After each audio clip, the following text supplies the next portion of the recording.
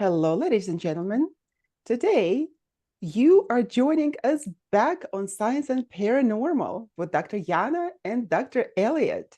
And we are welcoming back our fantastic, incredible guest, Dr. Joseph Dillard, with his incredible method on removing drama from our lives, on discovering ourselves and understanding the world around us, on his method, dream sociometry.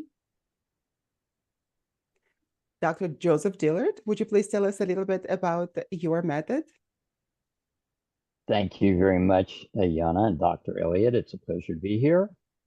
And I suppose I should start by saying I don't really consider it my method because all of my best ideas have been stolen from many people over many centuries, many whose names are not written in history books, but who passed on their heritage all the same. And so my particular presentation is built on the lives of countless other people. So I really cannot take too much credit myself for it. However, that having been said, let me give you a little bit of background for the listeners. The process that I have come to and put together. It's called the integral deep listening. And it comes out of a lifelong of interest and fascination with dreams, a background in dream symbology, going back to Egyptian dream interpretation, Joseph, who interpreted the dreams of Pharaoh, also Artemidorus in Rome, who wrote a text on kind of the first dream dictionary. Then there's the work of Freud and Jung and the work of the psychic Edgar Cayce, all of whom I studied in my adolescence and in my early 20s. And then during that period of time, I led a number of dream groups in which we would get together and we would attempt to interpret dreams based on dream symbology. But I did not find the process very satisfying or personally rewarding because it felt as if we were actually in a clothing store and the dreamer was trying on different clothes that different people thought they would look good in. And whenever the clothes felt right, then everybody decided that was the interpretation of the dream, where I was not at all sure that that was either correct or that if I made suggestions or recommendations, that they really reflected what the dream was trying to say to the person. So I had doubts. And essentially, what I did was develop a process in which one, instead of relying on the interpretations of the dreamer or the interpretations of an expert, relied primarily on interpretations elicited from characters that were embedded in the dream. If you dream about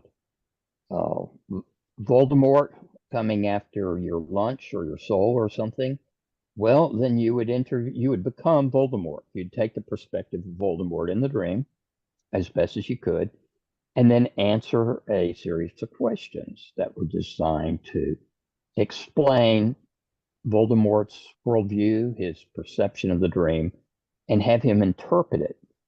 And then one could build on that interpretation by listening to the feedback from the dreamer on what they thought of what Voldemort said, and then add your own 2 cents at the end based on all that information.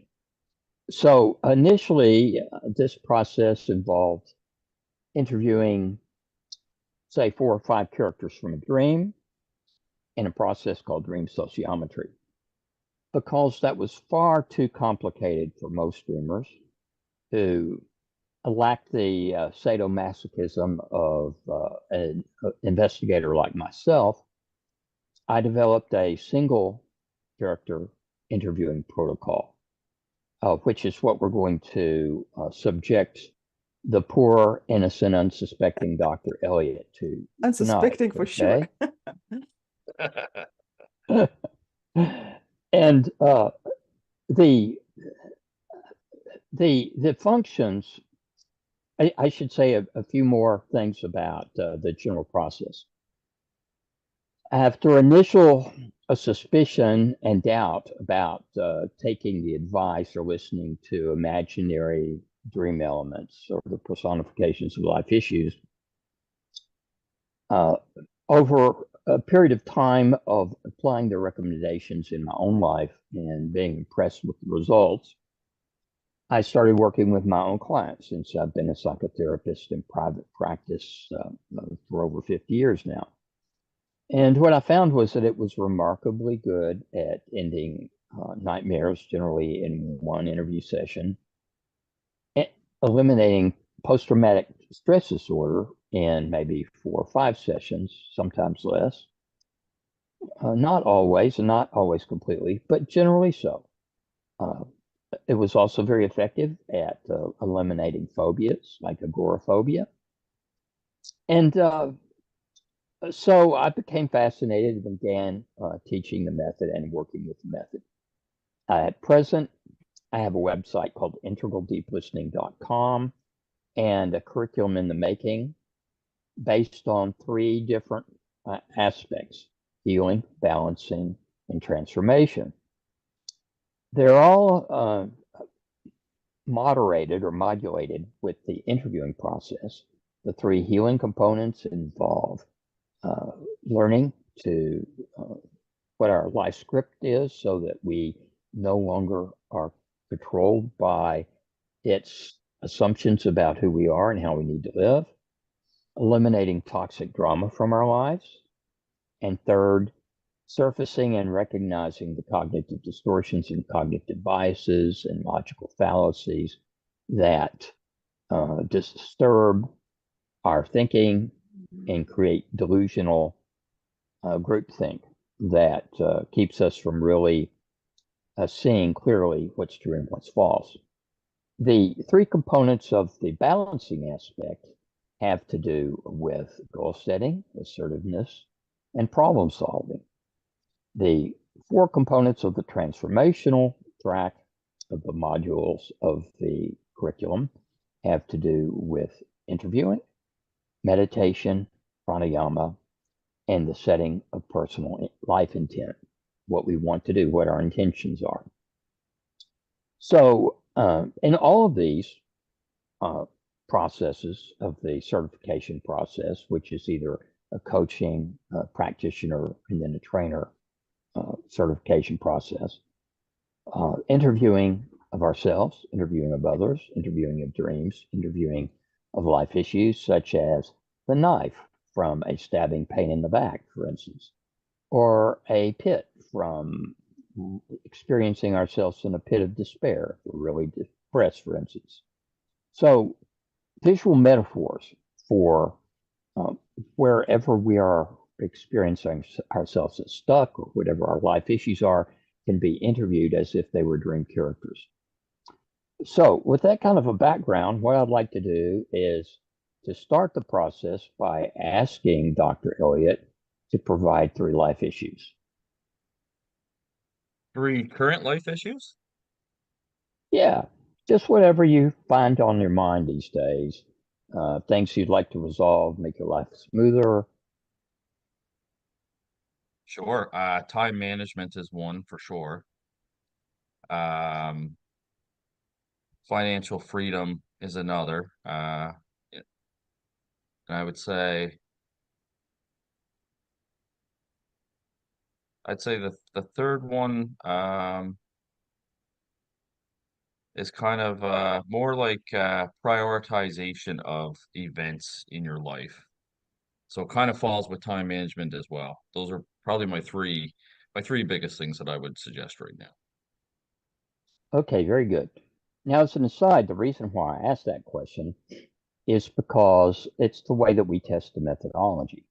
In other words, does this process support the resolution of these 3 life issues? One of them, or 2 of them, or 3 of them, in some way or another. If it does, then there's some legitimacy that one experiences from the methodology. If one doesn't get any information that's supportive of resolution of issues, then go somewhere else, do something else. Okay. So that's a basic issue for the whole methodology is it's empirical, which means that it can be testable by anyone, by subjects to see if it holds water or not, to see if it's a valid methodology or not. So thank you for those 3 life issues. Now, do you have a dream that you'd like to share with us? I do have one. It's kind of an occurring theme dream. The details of it change, but it's definitely a reoccurring theme that I want to discuss with you. Do you want any details about like kind of like my background or anything like that, or do you just want to hear what the dream is? I'd like to hear the dream. And I'm going to give some asides as we go through this because it's an educational process. I'm not the dream interpreter, so I don't need to know a history like I would if I was a therapist. Okay. If I was a Yep. therapist, I'd start with a history. And then what I would do is I would create some kind of a diagnosis and then formulate a treatment plan. That's not what this is about because I am not the interpreter. I'm not the quote therapist in this case. Uh, I'm I'm setting myself aside in order to help you be empowered by listening to the wisdom that's innate within you instead of needing to have all that information to formulate a plan. So, what I want to do is to first hear the dream. And then after that, what I'd like to do is to get your associations to it, which is your own interpretation or your own thoughts about why you might have had it. Okay. Yeah, sounds great. Well, one occurring dream that I have occasionally is I'm working as a police officer doing major crime work, so detective type work. Um, and usually there's some sort of case, a serious crime, either a homicide or, like a serious kind of robbery or a very complex kind of criminal matter. And the investigation's going really well. And I'm usually partnered up with somebody. And it's really interesting since we spoke last week, and I got to learn a lot about your work. I've been dying to have this reoccurring dream again so I can start talking to the characters, but I haven't had it since we last spoke. So usually I have some sort of partner with me. It could be male, could be female. It differs when the dream reoccurs. And then at some point we come back to the office, and all of a sudden the tables have turned where we are, investigating this major crime, making really good headway on the leads. And then all of a sudden, the organization that I'm working for is almost treating mostly me, not so much the partner, but treating me like a suspect. Where, they're kind of questioning my methods, they're picking apart the investigation, and it almost rolls into what feels like, the employer's interrogating myself.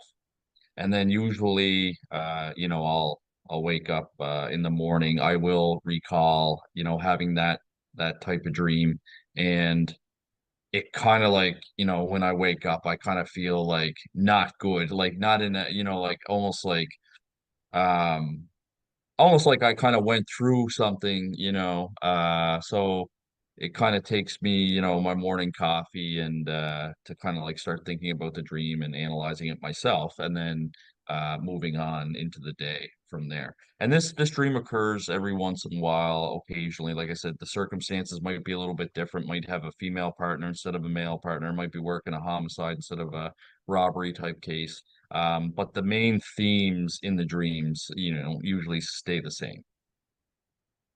Very good. So these are the major characters in the dream. There's you, there's the crime, which could be any number of different things. There is your partner, and there is the employer. Okay. And what the employer is doing to you. Now, of those characters, is there one that's most interesting to you or intriguing to you or that you're most curious about? Um, I would say it's the employer, and the employer is usually represented by a character in the dream. So it could be another, like a higher ranking officer or a supervisor. But also, I am curious about the partner as well because I don't recognize them as like it's not like somebody that I've actually worked with. It's somebody that's not Mhm. familiar to me as well. So I mean, certainly both those characters are of interest for sure. Very cool. Well, let's start by uh, asking questions of the supervisor or the employer, and then maybe we'll get into talking to the partner. We'll see. So, this is the name of the game. Just say the first thing that comes to your mind when I ask these questions. That, pretend this is a stupid game and that there are no wrong answers, there are no right answers. There's just like we're kids that are playing. If you stop and think before you answer, you're probably trying to figure out what you should say. Ha ha ha. And this is Okay. not about that. Okay. Okay. This is about forgetting Dr. Elliott and about simply taking the perspective of whoever gets interviewed. Okay. So, Sounds for good. instance, the way we start is saying, "Well, supervisor or boss, how would you like to be referred to? Supervisor, okay? Do you have a Yeah, name? supervisor's How would good. you Yep. like?" Yep. Okay, cool. And so, supervisor, where are you in this dream? Look out at the dream through your eyes, supervisor, not through Dr. Elliott's, and describe what you're seeing and experiencing in this dream from your point of view. From my point of view on like, why I'm experiencing this. Or just where you are. Are you inside the police unit Yeah, or so where? usually when the encounter with the supervisor happens, it's inside This is Elliot talking. I want you to become the supervisor and say, okay, when I'm dealing with Elliot, I'm usually in blah, blah, blah. okay, so from the supervisor's perspective. Usually That's from your perspective now. You're the supervisor. Okay. okay, so I'm the supervisor. All right. Um yeah, I'm coming after an employee that I have questions about. Okay. And are you in your office or are you somewhere else, precinct headquarters or where? It would be at a police station in an interrogation room. Okay, very cool. And do you like where you are? Do you dislike where you are, superintendent? Yes, yeah, I feel very comfortable there. And how about your role as superintendent? How do you feel about being in that role? Do you like it? Do you dislike it? Do you not care? Like it, and also like very matter of fact, very business like, very business demeanor. Gotcha. And I'm assuming you're a guy, but I'm not sure about that. And I'm wondering how old you feel like you are and how long you feel like you've been at the job. Um, Usually around like 20 years service, I feel, and older than me, so I'm 40. I want to say like, 50 to early 50s. Okay, so you're older than Dr. Elliott and uh, in your early 50s. So you're an experienced guy. You feel like you are confident and know what you're doing, right? Yep, yep, more service as well, than what I would have as Elliot. Yep, What Elliott would have. yep. Okay. So thank you for that, Supervisor. Now, tell me, what do you like most about yourself, Supervisor? What are your strengths? I feel like my strengths would be leadership. and management abilities. Very cool. And how about any weaknesses or limitations that you have? Um, I would say weaknesses might not be necessarily knowing exactly how or having that experience of investigations on the ground per se. More, my background would be more like administrative, business-like rather than operational. Got it. So you've got more of a managerial background, and therefore you may not be so much in touch with actual processes of investigation that Yes. somebody like Elliot is going through. Is that right? Yeah. Yes, exactly. Okay, good. So thank you very much for that. Now, Supervisor, if you were to represent or personify some aspect of Elliot, what aspect of him might you most closely represent or personify? I would say like both have dedication to the job. Hmm. So you'd represent his dedication to his work. Is that correct? Yes. Okay, very cool. Now, since you're an imaginary character, Supervisor, from Elliot's dream, I want to just remind you that you have the ability to change or transform in any way that you want. You could become a duck or a female, or you could become an ascended master or an eggplant. Ha ha ha. So, in other words, since you're imaginary, you could change in any way you want, or you could just stay the same. So I'm going to ask you if you would like to change in any way, and if so, how. But I want to make sure that it's you that wants to change and not Dr. Elliot that wants you to change. Okay? So would you like to stay the same or would you like to change, Supervisor? I'd say like I would like to change. Okay, cool. What would you like to change about yourself in this dream? Or maybe The, change the the whole dream, maybe change the whole thing. the first thing that pops to my mind when I hear, you know, the ability to change and want to change is a dog. Oh, that's cool. Okay. So, Supervisor, uh, you're free to change into a dog, and we're curious, what kind of dog would you like to change into now, Supervisor? One of the small breeds, you know, like a poodle mix, a terrier type mix, one of those types of dogs. Okay, that's great. So, change into a poodle type mix or a terrier type dog, and tell us what that's like for you. I mean, I'm getting like a sense of like, you know, happiness and yeah, like I guess that's the first thing that kind of pops in, just like a sense of like happiness. Okay, that's great. And where are you? You can be anywhere you want to. Uh, dog, poodle mix, terrier. Where are you and what are you doing? I feel like outside green grass, like really lush environment, very bright Hmm. colors. Okay, great. And are you alone or are you with other dogs or are there other animals around? What's going on? I can kind of see the dog sitting in the grass. I can't really see anyone else around. Okay, that's great. So what I'd like you to do is instead of seeing the dog sitting in the grass, be the dog sitting in the grass and tell me what that's like for you to be the dog sitting in the grass.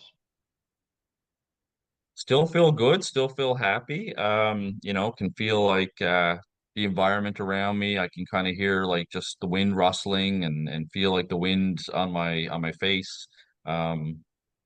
Yeah, maybe a little bit of background noise, but other than that, like it's you know it's fairly quiet. It's more the sounds of nature rather than you know the human interactions. Okay, very cool. So, a dog, I'd like to ask you, how you would score yourself 0 to 10 in confidence. And a 0 would mean that you're a scared poodle mix or terrier. And 8 or 9 or 10 would mean that you don't have any fear. You're just a confident dog out in nature. So, what kind of score would you give yourself in confidence? I'd say a 6. Okay, very good. And why, dog? It's almost like I feel like I am confident, but not like to the point where like I'm confident. So I do have some confidence in my, you know, my feeling as a dog, but there's still some unsureness. Okay, great. And do you know what that insurance is about, dog? Almost like I'm waiting for something to happen, so I'm unsure how I'm going to respond. Is it going to be something good? Is it going to be something bad? Gotcha. So it sounds like, and this is just to sort of check out to see if I'm hearing you right, dog. It sounds like you're vigilant, and that vigilance somehow keeps you from being completely confident. Am I hearing you correctly or no? Yes. No. Yeah, exactly. Okay. Thank you for that. And now I'd like you, dog, to score yourself 0 to 10 in compassion. And compassion is, do you care very much about other things and other people or other dogs? I mean, there aren't any other dogs around. Maybe it's not a relevant question at all. But if you care a lot, that would be like a 8 or 9 or 10. If that's just really not on your perceptual framework, that would be like a 0, 1, or a 2. So where would you score yourself 0 to 10 in compassion, dog? Pretty high in compassion. I'd say an 8. Okay, that's cool. And how come? Um, how come? That's an interesting question. I guess because like that's who I am at the core of who I am. And I feel when you ask me to score the dog's compassion, I also feel that it's an 8. I feel, if I was that dog, I would still be that compassionate person that I am, which is, fairly high, and I would score it at a level 8. Okay, dog. Was that you talking or was that Dr. Elliott talking? That it was most likely Dr. Elliott speaking, but again, like feeling if I was a dog, I feel like I would be a compassionate dog as well. Right. So, Dr. Elliott gets to listen to his thoughts all the time and gets to talk all the time. This is a time for you to get to talk, dog. And we need to give Dr. Elliott a little practice in shutting the F up and just letting you talk because he hasn't ever talked to you before. So, you might have some interesting things to say. But we all have this habit of being in control and looking at the life out from our own perspective. So I understand, dog, why it's difficult for Dr. Elliott to be quiet and let you speak, but because it's a habit, okay? But we'll see if we can help him along with this. So thank you for that explanation about compassion, dog. And I'd like to ask you how wise you feel you are, 0 to 10. With 0 means uh, you feel like you're not in the right place, the right time very often. And wisdom means that you feel like you are able to be in the right place at the right time to say the right thing, for things to kind of flow in your life. So where would you score yourself, dog? 0 to 10 in that? I'd say a 6. Okay, very cool. And how come, dog? I still feel that there would be, a lot more experiences to have, a lot more learning to have. Feel comfortable probably at a 6. Okay, okay, that's great. By the way, dog, high scores are not necessarily better. Uh, Low scores can be just as legitimate and as important as high scores. So the idea is not to kind of max out on the scores. So, in terms of acceptance of yourself, dog, and acceptance of others, nature, other dogs, whatever, how would you score yourself 0 to 10? I'd say an 8, high. Okay. And how come? Um, I I would be, like I just that's the first thing that popped into my mind is that I can relate to all those characteristics. So I feel that those characteristics match who I am as a dog. Very cool. Thank you so much for that. And how would you score yourself, dog, 0 to 10 in inner peace? And if you're a 0 or a 1, you're a stressed out dog. Okay. And if you're a 8 or 9 or 10, you're mellow, you feel integrated and generally hang out in the space of inner peace. I feel at a 5. Okay, that's great. And how come a 5 rather than a 3 or an 8 or whatever else? Um, it's interesting because I think as this character, I just don't know. I feel like I'm right at a 5, whereas if it was Dr. Elliot speaking, I feel he would be at a 3. He would be more stressed out than this dog, whereas this dog is kind of right in the middle, could go either way. I am right in the middle. I could go either way. Yes. Okay, thank you, dog. And now, how about witnessing, dog? This is your ability to stand back and watch yourself go by, to be objective, to be mindful, to be observant.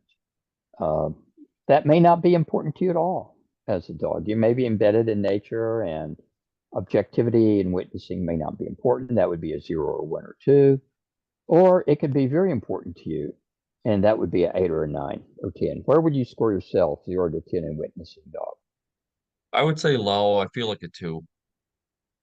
Okay, that's great. And how come? Um, it just doesn't, yeah, it just doesn't relate to me as this character. I just don't, yeah, I feel it's low. I feel it's 2. Okay, terrific.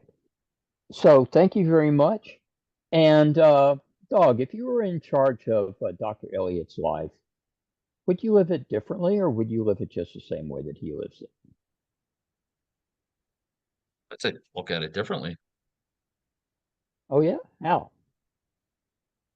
I just think it would be a totally different perspective than, looking at it as a dog. I just think um yeah, it would be I'd love to actually experience that for, a couple minutes to see what it is, but I just think it would be a totally different experience. Well, that's great. So I'd invite you to allow yourself to experience it for a couple of minutes here, see what it's like, and to tell me what it would be like to live Dr. Elliott's life as you, dog. I think it would be very chaotic compared to what uh, I am as a dog experiencing. I think it would be more stressful. hmm So you'd prefer to just stay a dog than to be Dr. Elliott, because if you lived his life, you'd have his responsibilities and his problems and his issues, yada, yada, yada. And therefore, that would be more difficult for you, right? Yeah, it seems like being the dog feels like you're on vacation rather than yeah, doing your daily Okay. grind. Yeah. Now, I got you. I got you. Thank you for that, dog. And so I'm wondering, dog, regarding uh, Dr. Elliott's 3 life issues, how you would handle them differently. I believe the first might have been what, time management? Yeah. Time management. Yeah. Yeah. That's a Yeah. good So if you were question. him living his life, how would you deal with that issue, dog? Honestly, nothing comes to mind for that. I am unsure and don't know for that one. Yeah, I mean, you're a dog. You probably don't have much of a conception of time. You probably don't do much in the way of managing time. You're in the flux of time. And so maybe time manages you, ha ha ha, instead of you managing time. I mean, if I were a dog, I Very, suppose that'd be true for me. yes, very, very Okay, possible. And then that makes more sense that time would manage me rather than me manage time as a dog, yes. yeah, yeah. And then I'm wondering about Dr. Elliott's second life issue dog. That would be, I believe, had to do with priorities. Yes, yeah. I Okay. feel like as a dog I have some priorities. Hmm. What would you do about his priorities if you were in charge of his life, dog? Would you keep them the same? Would you change them? I'd probably change them. That's Oh, the yeah? first thing that comes to my mind. Like, Probably change them.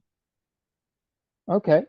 So, since you're an imaginary dog and you have the ability to change anything you want, any way you want, if you're in charge of Dr. Elliott's life, how would you change his priorities? Great question. How would I change them? I don't know. Hmm. I don't know how So, I don't I know how guess I that would means change them. would you change them? Maybe that means you wouldn't change them and you just leave them the same? I'd have to I'd have to experience it, I think, and see what it's like, see how I manage it. But right now, thinking about it, I don't know how I would change it. Right. Well, you are, I mean, Dr. Elliott created you, right? You're an aspect of him. You came out of his consciousness. So I'm assuming you know about his life. I'm assuming you know about his daily routine. I'm assuming you know about his thoughts. You know about his fears. You know about his hopes. You know about his relationships. Da da da da da. So, based on all that, would you change any of his life issues, or would you just leave them the way that they are?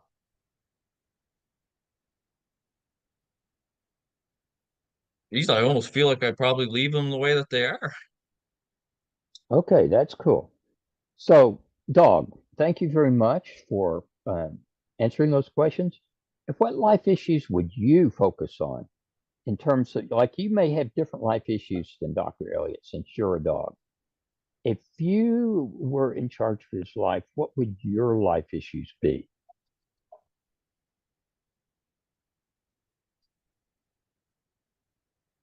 If I was in charge of Dr. Elliot, what would my life issues be? Well, I'd probably somewhat be still, concerned about um, daily living, I guess is the best way to kind of round it up. You know what I mean? Like where's your next meal coming from? Who's coming over to your environment and coming into your environment? Um, Hmm. those kind of those kind of like basic needs, I think. Yeah. Yeah. In other words, don't let me put words in your doggy mouth, dog, but it sounds to me like simplifying, just keeping things really grounded and simple, not over intellectualizing or over complicating things, just staying with the basics. That's kind of Yeah, what I'm yeah. hearing you say. Is that Yeah, okay? And which I find ironic because Dr. Elliot did not make a New Year's resolution, but one of the things that Dr. Elliot did say to himself is that this year he is just going to keep things simple and see where things go. okay, so dog, if Dr. Elliot followed your advice and lived his life simply, more like you, more like a dog, uh, tomorrow, today, since it's morning his time, uh, this week, this month, this coming year, would his life be different? And if so, how?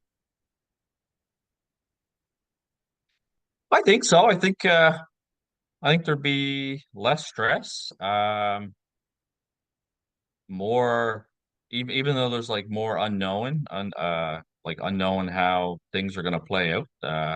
I just feel like I have a real sense that there's going to be like less stress. Mm-hmm. Mm-hmm. That's really good because, there's eustress and there's distress. We all need to have healthy stress, but distress is not such a cool thing. Health for our health, physical health, mental, emotional health. So thanks very much for that, doggy. Now, I'm wondering, thinking back about this dream, if you have any thoughts about why Dr. Elliott may have had this dream about um, being on this case with different partners and then coming under a sense of suspicion from his supervisor. Do you have any thoughts about why Dr. Elliott might have had that dream?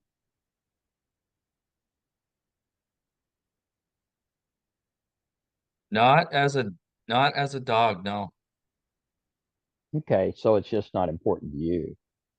So, how about why do you think that the supervisor in this dream chose turn into you, dog? He could have turned into anything. Why do you think he turned into you?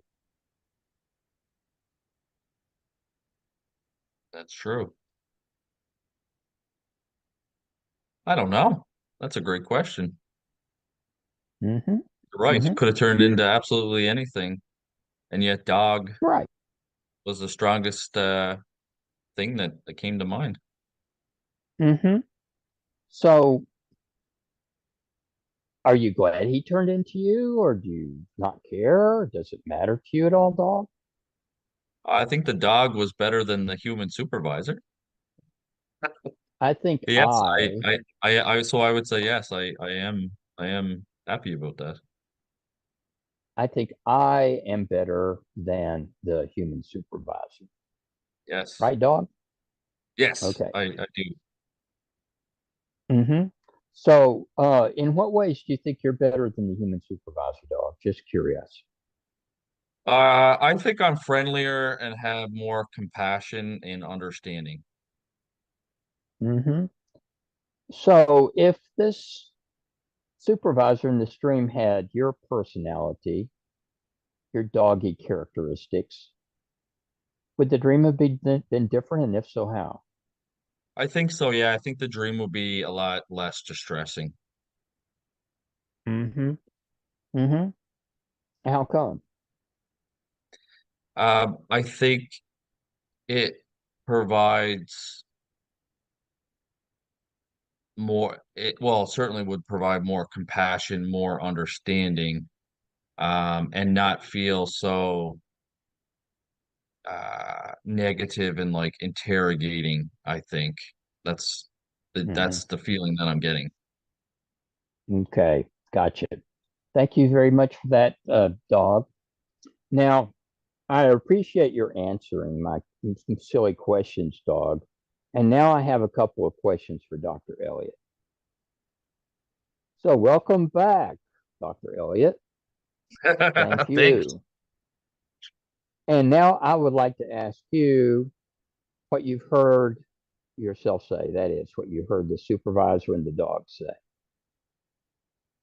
Um, well, the one thing I can definitely relate to when you were asking the questions is about the kind of what my unofficial New Year's resolution was, is the fact that to kind of don't sweat the bigger things this year, let cards fall where they may, where they lie, and that by doing that, I feel like there would be a lot less stress and worrying. So I definitely related to that for sure. And certainly the other thing that I recognize is that the human supervisor is a lot, more interrogative and unfriendly and accusatory, whereas the dog just has like a sense of being more open, approachable, kind, diplomatic. Gotcha. So, when does that supervisor persona tend to show up in your life? And what kind of life situations are you likely to demonstrate the kinds of characteristics of that supervisor? Or maybe you don't. I don't know. Yeah, for the most part, it doesn't show up much in my current life, but would have shown up quite a bit in my previous working life. Hmm. Okay. Okay. Very cool. So, now that I've heard some of your thoughts about the dream, we've heard from the characters, the supervisor, and then what it transformed into the dog, and then we've heard from you. Now, this is the point after we've heard those interpretations that the interviewer, in this case me, can jump in with comments and thoughts about this. So, what I'm going to do is just give you some of what came up for me with this interview. Okay. It's not that it's true or it's right, it's just more grist for the mill. All right. Yeah, for sure. Okay. So, the first thing is that my general assumption about dreams is that while sometimes we can have very transpersonal dreams that are highly transformative, for the most part, dreams tend to be regressive.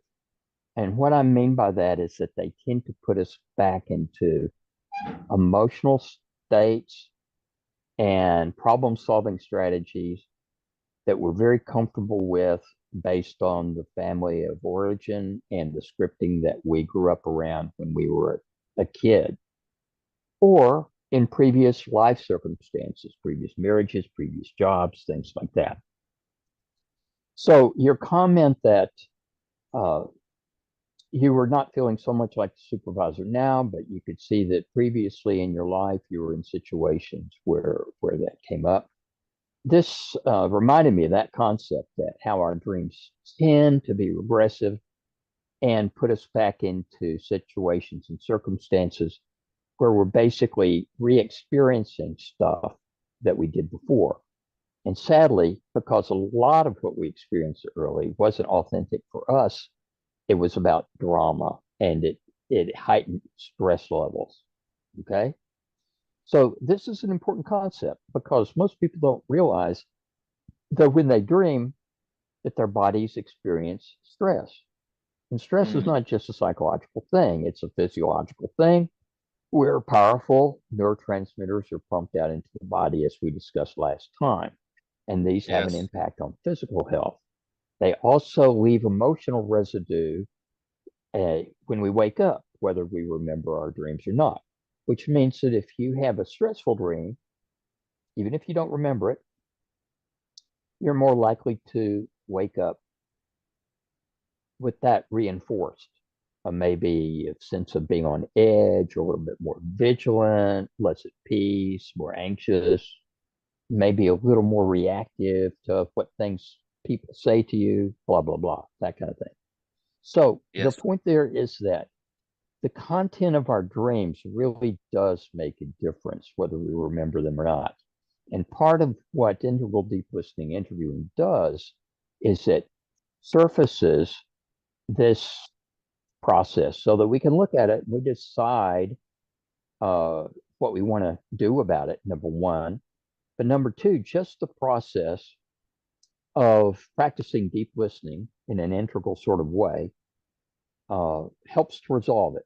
In other words, in my experience, you're less likely to have this dream again as a result of just just becoming the supervisor or listening to how it wanted to change, listening to what the change is. And the reason why is because you're really being empathetic with the source of some major unresolved stressors in your life. We don't have to know exactly what those are, why you continued to repeat that dream, okay? But the main thing is that we reduce that stress so that moving forward in your life, you're less burdened with that. And so I think the dog probably represents a visual metaphor for the frame of mind to have going forward that's an antidote to that chronic stressor. Okay. Mm, Now, if you come to me as a client and we had chatted and talked and I'd done my normal therapeutic thing, I probably wouldn't have figured that out. And we might have worked for weeks, for months, and we wouldn't have gotten to the bottom of it. And the reason why is because I'm not you, and I'm just going to project my own interpretations onto experience. But when we work with this process, we cut to the chase because we're listening to what's going on inside of you, not what I think. Okay. And so the whole idea is just by going through that process, it's therapeutic and intrinsically healing and balancing and transformative. So you are A, less likely to have the dream in the future. B, you're more likely to sleep better. C, you're more likely to wake up feeling more like a happy dog, living life simply than unnecessarily complicating your life. Okay, it's not going to be perfect. This is not a cure-all by any means, but you can start to see how if one practices and does this process over a period of time, how it's going to clean out a whole lot of toxic drama. It's going to clean out a lot of toxic scripting. It's going to basically free us up to make better decisions and to be able to enjoy our relationships and our life more. Very fascinating. I know even at the end, I even felt like more well more like more confident and more like ready to take on some of the world's problems. Just for me when I, kind of dissecting that dream. Yeah, very, very, very fascinating. The key is to really stay in the persona of the dog in this case, because the dog is the magic. The dog is the holder of that particular worldview that's therapeutic for you in relationship to these life stressors that produce the dream. That's the theory. And the whole idea is that you test that theory by A, becoming the dog and seeing if that really does make a difference in your life or not. And B, trying on its recommendations. That basically means attempting to simplify your life and to see if your life really does improve or not. So instead of listening to me or believing what I say, what I love about the method is that if a person takes it seriously and actually employs the recommendations, they can build their own sense of authenticity and truth instead of having to rely on an external source. Okay, so Mm, it's a self-empowering process. very, very interesting. It is a self-empowering process. And I remember myself having that interview. And to tell you the truth, I was even crying because of the things that I was finding about myself. And Dr. I Dillard, love to make people cry. you know what? Everybody leaves my office crying, which is a good thing. That's a good thing. That means that we're clearing what we need to clear and understand about ourselves and the world around us. And this was such a profoundly interesting experience. And I love learning about myself. And that was very instrumental. And I went deep into my own subconscious and I spoke to it in a conscious way without even putting myself under hypnosis, right? Normally that would probably happen. And that Mm, was in an awakened state. So that was really nice. I was able to deal with procrastination, time management as well. I'm still working on time management though. And also not to set so many walls around myself and let people in because I wasn't so easily trusting people, which is not a bad thing, but at the same time, it was affecting my life. But now it's much better, thanks to Dr. Dillard. We're all much more alike than we are different. We all have issues with organization and time management and self-esteem, confidence issues. Everybody's a lot more similar than we are different. And the issue is that the more we get out of our own way, the more time, energy, and awareness we have available to be of service to others, to listen to others respectfully, to reciprocate in our relationships rather than always trying to win or to be one up or to control, to be trustworthy, and also to empathize. This method teaches empathy by becoming the supervisor and then the dog. You're strengthening that empathy muscle. Okay. That's why I kept on harassing Dr. Elliott about who's talking. Okay. Because the way we're not used to this kind of deep empathy of really standing in the shoes of another perspective. And this methodology teaches that kind of deep empathy, which is fundamental to being a healthy human as opposed to a predatory animal. And I'm afraid that uh, a lot of people in the world, for a lot of different reasons, are acting like predatory animals that are demonstrating no empathy whatsoever. So, but that can change. And this methodology, that's one of its purposes, is to teach these skills to people so they can teach them to their family members, their friends, their fiancés, whoever, so that they can build a support system. We call it their sangha, which is a Buddhist word that means spiritual community. Okay, so we're developing two sanghas: a external support community based on authenticity and intimacy as we share interviewing with them and get to know them as they really are, and they get to know us as we really are. And then we're building an internal sangha as we get to know the dogs in our life and learn to become them and internalize them and become more dog-like and may have them become parts of us that are real and authentic and enhance the quality of our life.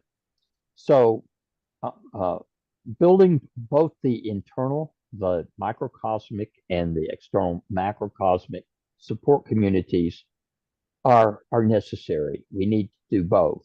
And this methodology is designed to do that. And not only that, to be more compassionate and empathetic to other people. I think this method also teaches us to be empathetic to ourselves and learn a lot about ourselves Absolutely. as well. And, certainly speaking for myself, I grew up being very self-critical. And it took me quite a while to outgrow that. Okay. But it could have been a lot faster if I'd known about this early on in my life. And that's one of the reasons why I want people to teach this to children, is because children can avoid a great deal of unnecessary drama and grief if they learn how to get in touch with their emerging potentials and also their own authentic life compass or sense of priorities that aren't due to the scripting, familial, socio-cultural scripting, but are authentic for who they need to grow into. That is so important, because even as parents, we condition our children to what they actually want to go and do once they leave our parental home, when it is our own scripting that we write for our kids. That's right. We're afraid. We want them to grow up to be happy and healthy, but we're afraid they won't. And so it's inevitable that we're going to, let's just say, project our needs and our hopes and our fears onto them. I'm not necessarily saying that's a bad thing, but if we don't understand we're doing that, then we're just going to pass on our scripting from our parents on to the next generation, and they'll pass that on to the next generation. So how do we break that chain? Okay. It's more important than a karmic chain. Okay. As far as I'm concerned, the scripting chain is a real chaining, and it needs to be broken, and it has to be broken if the world's going to evolve into a humanistic society. That means a caring society based on empathy and respecting one another. Well, so many futuristic books are actually written on that, building a society like this that would be so incredible in the ideal world. However, our human nature gets in the way every single time. But That's right. we should strive to build a better world on our own spot. We try to change the world without changing ourselves first. We have to start with ourselves. You're reminding me of Steven Pinker's book, The Better Angels of Our Nature, which is a line that he took from an Abraham Lincoln speech.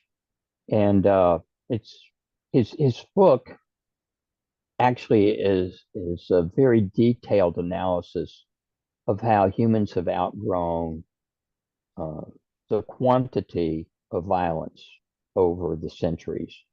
And a lot of people disagree with this thesis. I happen to agree with it, that warfare has become less frequent and less violent over time. Although, a lot of people find that an incomprehensible statement to make. I understand.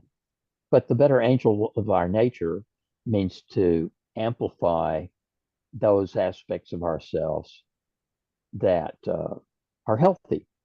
And that's what integral deep listening attempts to do, is to get people in touch with the aspects of themselves that are healthy, and to amplify them in their awareness, and convince them that they can live a life based on those relationships and those values, rather than whatever society might tell them they need to do. That's so true. But Dr. Dillard, you mentioned that the pranayama is also a part of your methodology. Could you tell us something about it? I'm very curious. Of course, it would be my pleasure. But let me start by asking you a question. How many parts do you have to a breath? When you breathe, how many parts are there?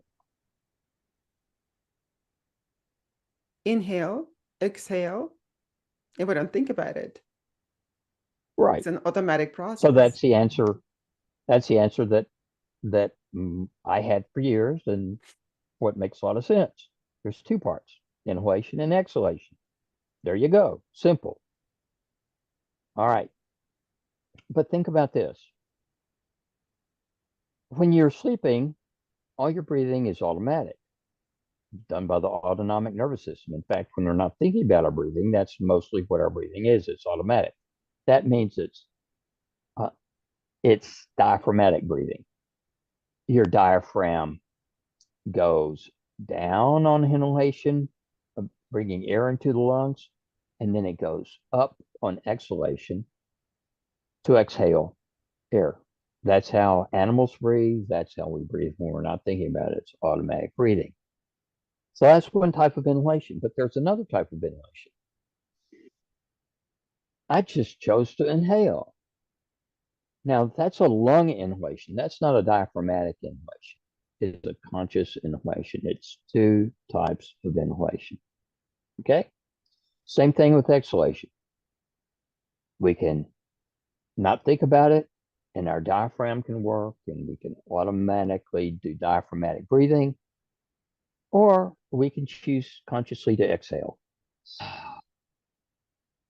So, guess what? Now, instead of two parts of our breath, we've got four parts. We've got a diaphragmatic inhalation, and we've got a chest inhalation. We've got a chest exhalation, and we have a diaphragmatic exhalation, right? But that's not all. If you really stop and look at it, after you inhale with the complete inhalation, diaphragmatic, and then chest, there's a pause, just like you've climbed a mountain and you're stopping and surveying the horizon and the sunset, whatever, before you descend. Okay. Then you descend from the mountaintop, you exhale, chest exhalation, then abdominal exhalation. And then guess what? There's a longer pause at the bottom before you inhale again. So really the way it works is, there's some people say even more, but I will go with 6. You have abdominal inhalation, chest inhalation, short pause at the top. Then you have a chest exhalation because air has to leave the chest before it can leave the lower parts of the lungs, the lobes of the lungs. So chest exhalation, then abdominal exhalation, and then you have a longer pause. Now, what's cool about this is that that's a microcosmic reflection of the round of every day, of the seasons, of your entire life, all in one breath. So that's what integral deep listening pranayama is about. It teaches people to observe all 6 of those aspects of breath, which is a meditative exercise. It takes your mind off of whatever drama is going on in your life to do that. It takes some work to do it. That's one part of it. Another part of it is that it grounds you in your body. You become a healthy, non-thinking animal. You get in touch just with your physical sense of who you are by just observing the round of your breath. That's very powerful. Another thing that it does is it puts you in sync with the cycles of your life. For instance, abdominal inhalation is like waking up in the morning because you're breathing new life into your body whenever you have an abdominal inhalation. Your chest inhalation is excess oxygen for doing work. So that's more like getting about the day's work and getting things done.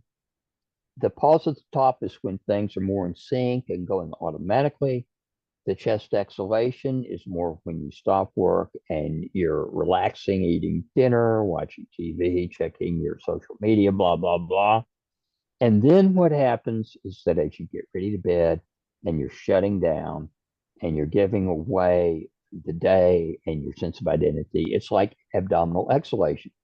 Then the pause at the bottom of the breath is like being asleep at night. Okay. Now, what's interesting is that the same rhythm happens in your entire life. There's being born, there's getting about your life's work, there's getting into a harmony or a balance with your life, there is retirement, there is preparation for death, and then there is death. So the whole idea of teaching pranayama is basically a meditative tool. It's a stress management tool, and it's a way of integrating microcosm and macrocosm.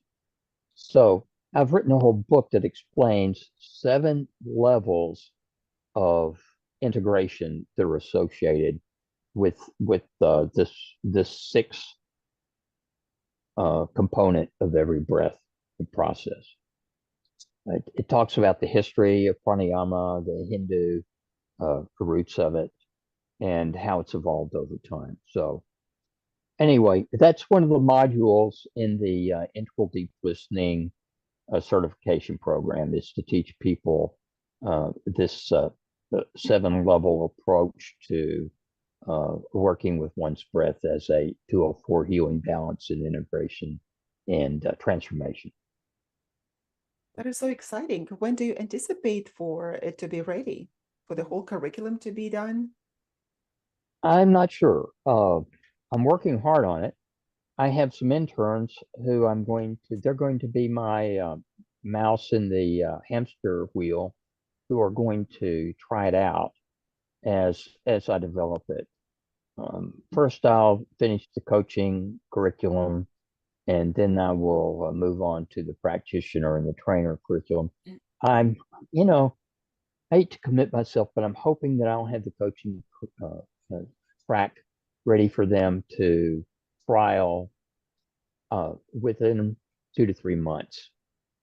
I think that's, I have to kind of be objective about my own priorities and my own focus. But that feels right now. Maybe by sometime in the spring, I'll be ready to have people go through that, trial it, and give me feedback so I can improve it and get it ready for the general public. That is so exciting. And you are also a psychotherapist in private practice in Germany, but the people can contact you from anywhere, and you work with the people from anywhere in the world.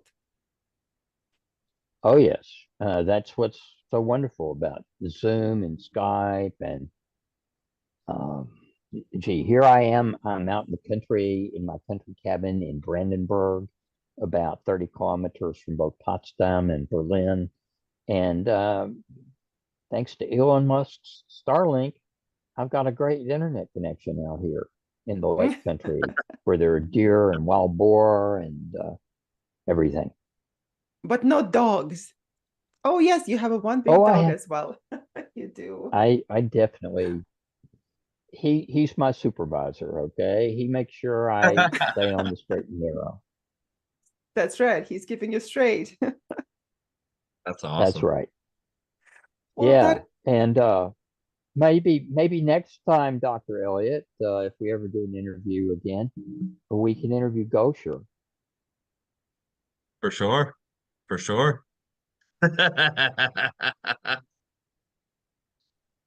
Now is he's so laughing because he interesting. gets this joke, but I don't know if Dr. Yana gets the joke. I didn't get the Over joke. I didn't go the well, little gophers? Well, I don't know. Gozer, How, go, Dr. Gozer, Elliott, I'll let you explain. yeah, Gozer from Ghostbusters because I got Stay Puft and Slimer behind me. That's what it is. I Yeah. should watch the movie because I should have gotten a joke. Interesting.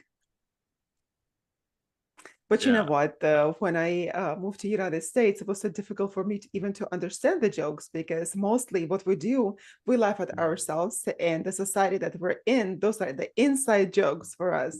So it's like, tell me when people would tell a joke, all right? Like, tell me when I'm supposed to laugh. And then like at least to pretend that it was funny, but now I get it more, but I didn't get it because it was the inside joke for that movie. How Right. old were you when you came over to the United States, Yana? Was 24. And when did you learn English? Oh, English, I started learning a long time before then. At school, we start learning English at, I think in the fourth grade. Mm. And then I And I went guess your to, native language? I guess your native language is Russian? yes, it is. Yes, it is. That's right. Yeah. Okay, well, I really admire that. I admire you're great at English, and yet you're bilingual, and you have the ability to dip into Russian literature, etc.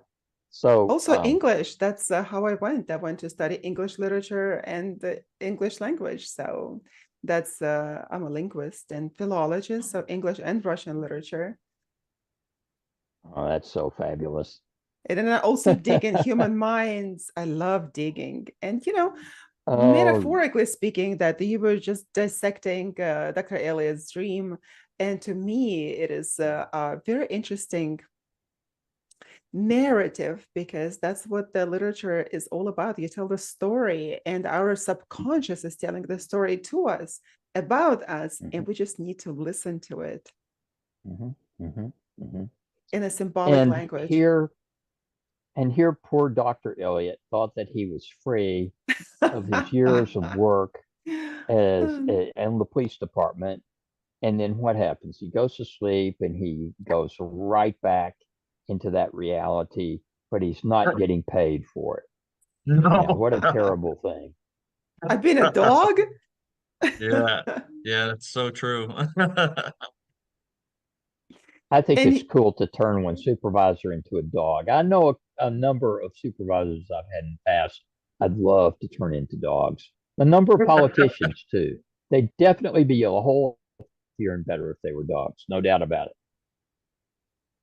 you know what? Definitely. They are the types of dogs, probably like Chihuahuas, right? If you look at them, some are just Chihuahuas. Definitely. Good point.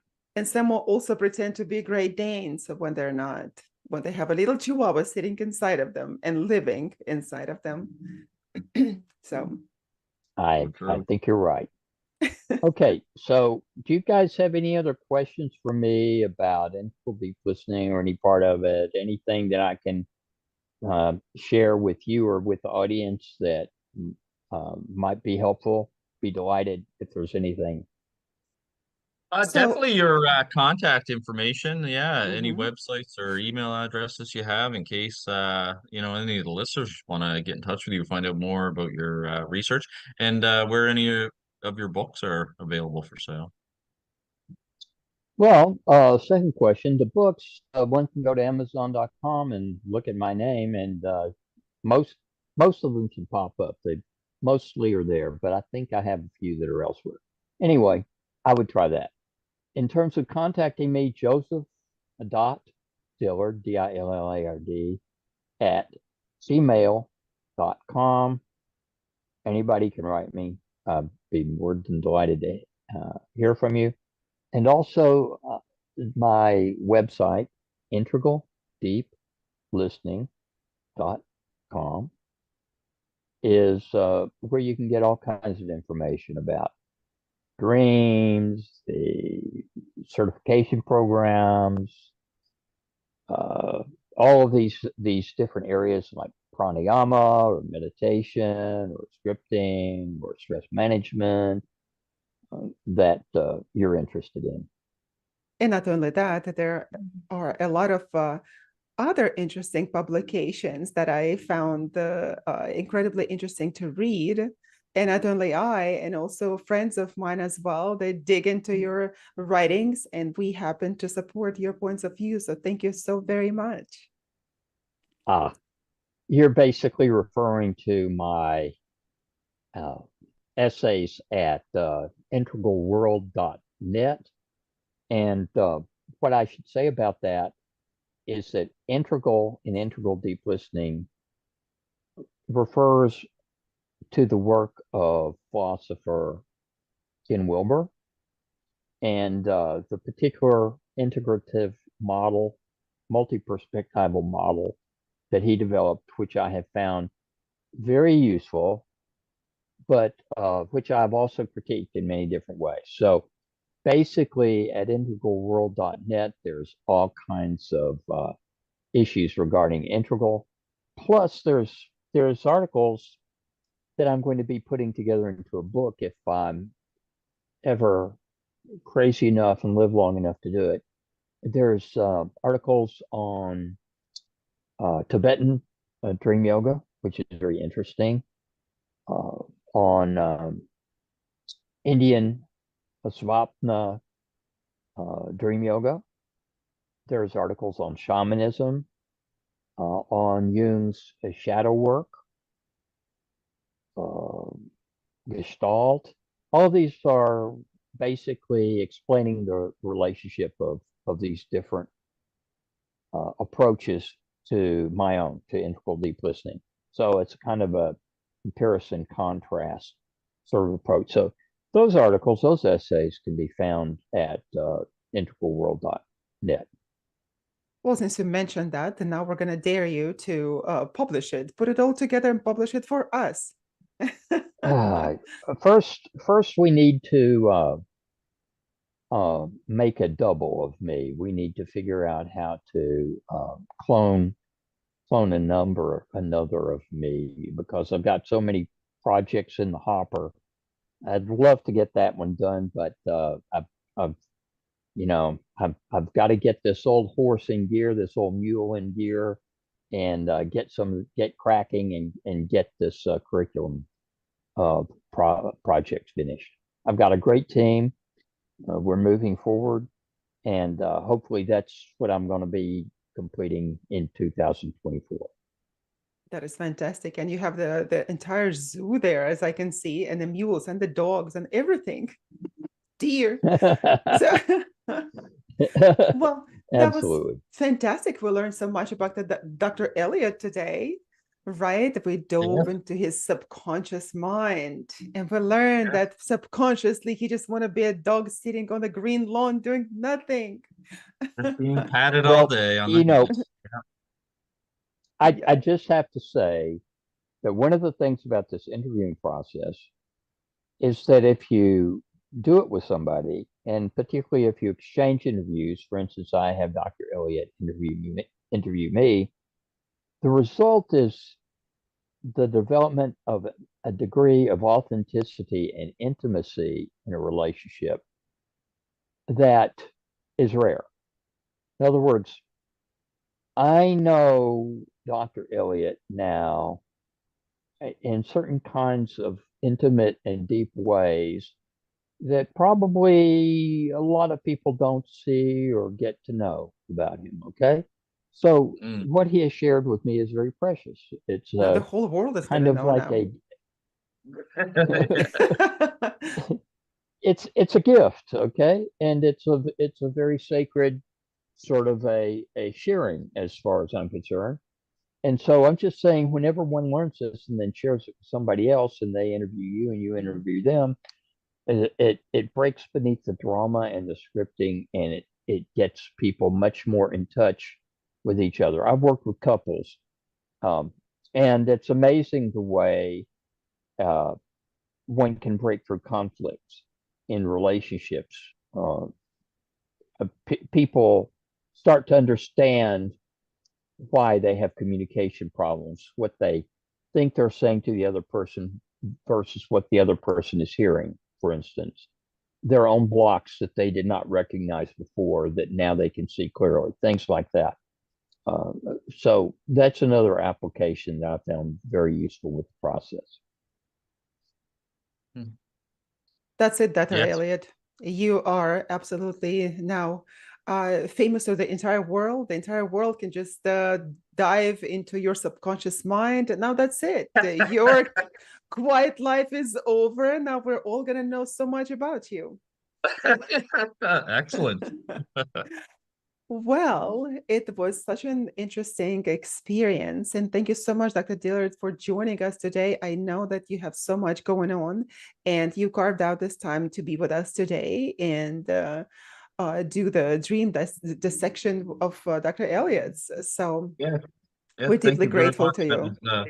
Yeah, it was very, very fascinating. I enjoyed both of our conversations that we've had, and yeah, I'll definitely continue to follow your work. And we hope to see And you in again. terms of the and in terms of the paranormal, and science, I would say that any method that's empirical, that means that you can test in your life, is scientific. And that's what integral deep listening attempts to be. And in terms of the paranormal, we get closer to the paranormal in our dreams than in any other time in our life, for the most part, for most people, most of the time. So if one wants to really develop a healthy relationship with the paranormal, learning to pay attention to your dreams and to work with them and to listen to them is really an excellent way to do so. So I just wanted to close by tying into the basic theme of what you all are attempting to communicate and present in your whole series of presentations. And thank you so much for the opportunity to be on your show. Thank you very much. And we hope to see you back again. And one day to see you in person. That would be my pleasure. Thank you, dear. Well, thank you very much. And I could see that you were leaning down and down. There's a pillow right next to you, and it's already evening. So you're probably getting ready to go to sleep. And like, okay, we're seeing the bed and the pillow, more of that. We better let you go. All right. Well, big hugs, Normally it's Dr. Yana and I staying up very late to do these right? shows. I don't have a Not so bed much the near. guests. No, it's you. One of the great things about Zoom is that you don't have to get dressed and go to an office in order to do stuff. I can do stuff just from my comfortable everyday life environment. People can sort of see me in my natural habitat. Ha ha ha ha. Natural habitat, just like all of your zoo animals. So you just feel so happy and content there. Absolutely. Well, Thank you have a guys good so much. night, I plan and on we'll it. see Yep. you And you again. guys have a wonderful day. Thank you. Bye bye. Bye Bye. bye.